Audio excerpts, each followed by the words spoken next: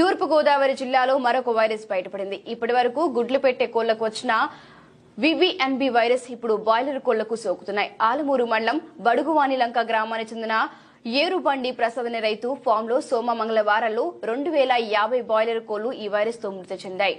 2300 కోళ్లకు గాను 250 కోళ్లు మాత్రమే ఇంకా బ్రతికి ఉన్నాయి. అవి కూడా మృతి చెందే పరిస్థితి ఉంది. సుమారు 6 లక్షల రూపాయల నష్టం వాటిల్లినట్లు రైతు ప్రసాద్ తెలిపారు. దయచేసి కొద్ది రోజుల పాటు చికెన్ తినకూడదని వైద్యులు చెబుతున్నారు. కోళ్లకు వైరస్ సోకడంతో ప్రజలు తీవ్ర భయాందోళనకు గురి అవుతున్నారు. చైనాలో కరోనా వ్యాధి విజృంభించిన నేపథ్యంలో ప్రజలు ఆందోళన చెందుతున్నారు. అయితే వైరస్ సోకి మృత్యువాత పడిన కోళ్ల మాంసం అమ్మకాలు జరగకుండా అధికారులు చర్యలు తీసుకోవాలని పలువురు కోరుతున్నారు.